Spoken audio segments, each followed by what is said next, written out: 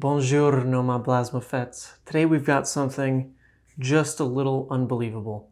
So James White has actually personally addressed this package to myself, and it is full of every Levia goodie you can possibly imagine. So we're going to go through that today, do a little bit of a mail day, because this is just something worth sharing, worth celebrating, because you don't really get packages like this every day. So to get things started, he sent this beautifully embossed card here. It kind of reminds me of Baron Nashor from League of Legends. I don't quite know what this is. And he says, "Dear Ethan, hope this finds you well. I wanted to let you know how much I appreciate your love for Fab, Levia, and the community. Please find enclosed a gift we have put together especially for you. Best regards, James." And then there's a bit of a coffee stain on it because he probably just wrote this on a lazy morning. It's so fantastic. I love the personal touch that he sends in all these little care packages across the globe. Going to keep this one near and dear to my heart. Absolutely love it. So the first thing he sent in this giant box that honestly I thought was going to be all that was in the box because I didn't think there would be things inside of it. But let me grab it here. It is the vinyl poster of the full-size Levia. Now I can't unwrap this just yet. It doesn't really fit on camera.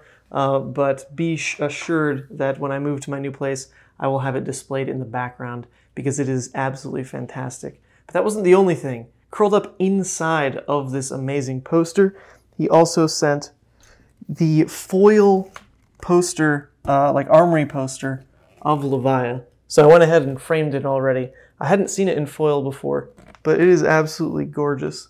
And absolutely going to put that behind me as well in my new place. We're going to have this whole little Levia shrine, I'm thinking. It'll look pretty cool because I've got the oversized card as well to throw behind me. So those were the two biggies, right? But then curled up inside of that poster was something even more special, even more mind-boggling and unbelievable. And that was concept art for Levia. So check out how cool this is. We've gone ahead and zoomed in the camera, so I hope you can see it clearly here. So Levia character concepts. We've got her face zoomed in, where she looks quite a bit older than she kind of ended up in the final art, with this nice textured ethnic hair, very beautiful, with her body and then covered up in her clothes as well. She ends up being thicker than I thought, gotta say. Levia looking pretty good. Then we've got different options of her corrupted face here, with this kind of mask over a very human face is kind of what we've got in the lineup here. I'm really, really enjoying this hybrid look of a human engrossed by all this plasmafet flesh and stuff. But that's not what they ended up going with, I don't think. I don't really see her final form shown off in this because there's not all the giant tentacles, not the kind of grown over face.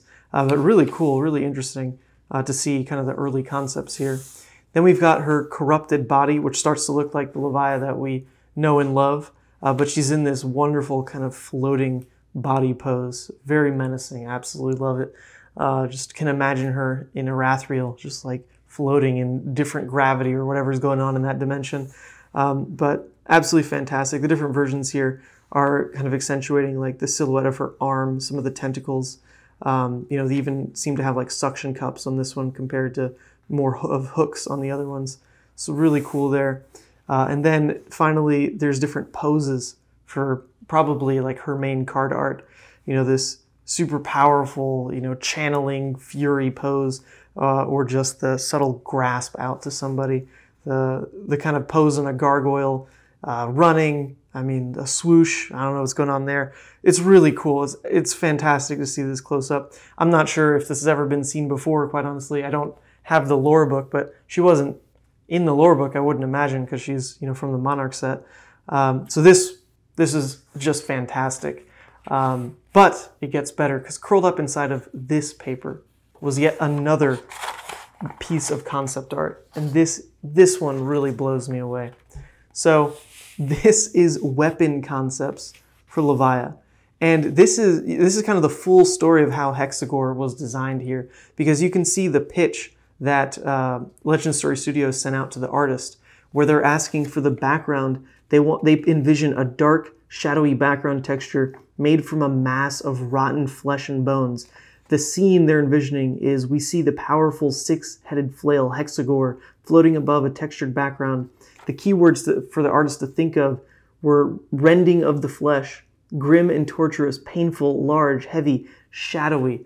And so alongside that, we've got these kind of like mood board pieces that the artist or maybe LSS sent to the person designing it to kind of inspire the different versions of Hexagore. So in the design field, this is what we call a mood board, right? Is you pull other concept pieces, like this one is actually even from Warhammer, to then inform the ideation behind what you're drawing out here. So we've got different versions of Hexagore.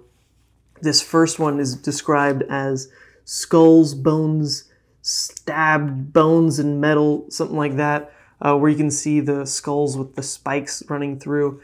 Pretty similar to the Hexagore we ended up with. It might have actually been this one. We've got Hexagore number 2, heavy, sharp bones and hooks, flesh and bone. And this one really cool looking as well. It moved away from the skulls, but now you've got these spiky flail ends that just are super menacing. Number 3, we've got spikes as the chains holding the skulls in place, bone and flesh. Bones can be metal.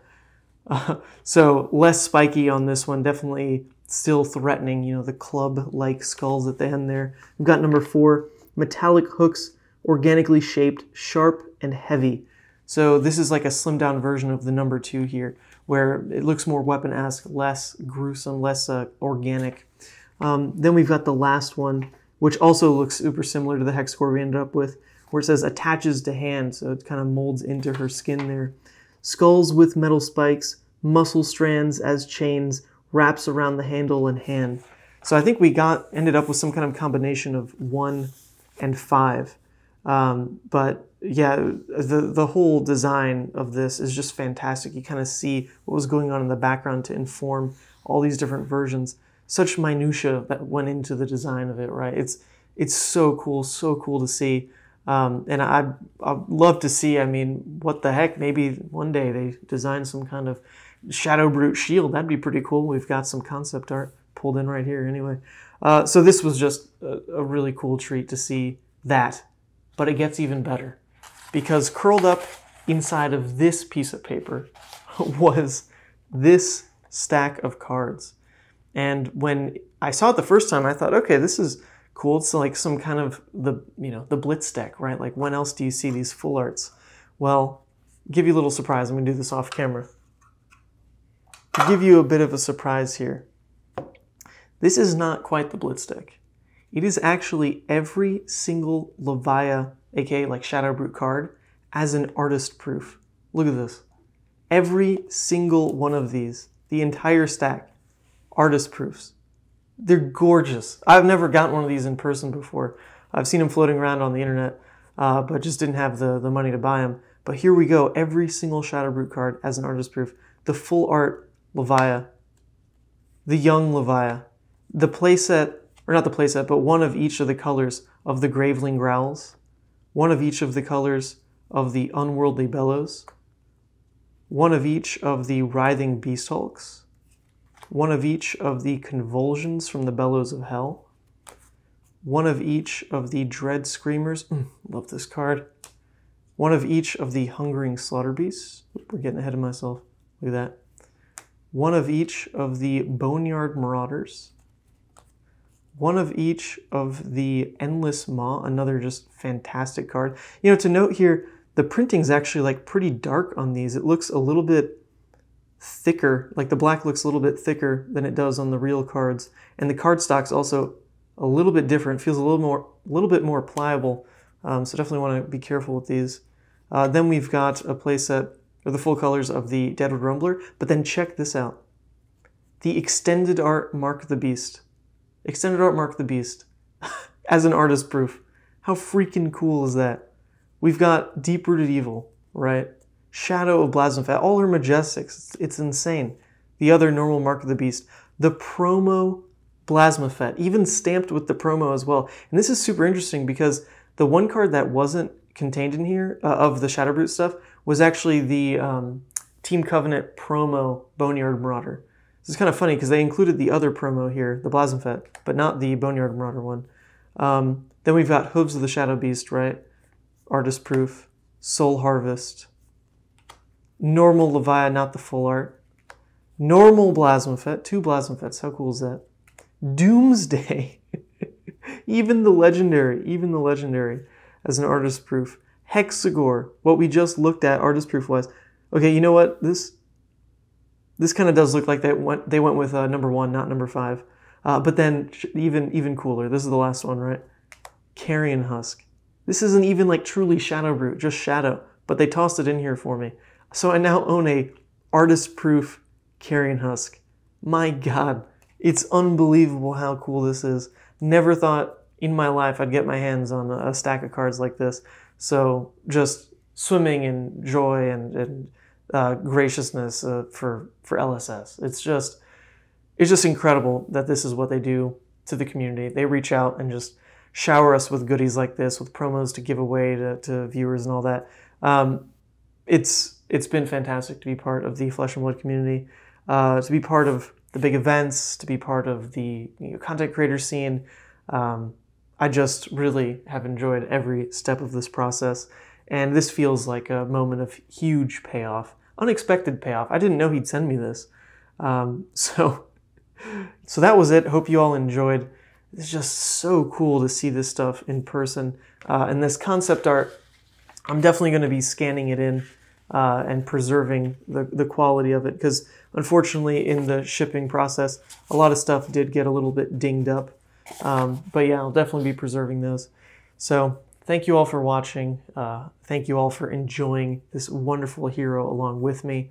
And yeah, hopefully we see her do well in the future. Because look at all the love that we have for her, right? Even James White has love for her. I mean, why else would he send me this? So with that, I'll catch you in the next one.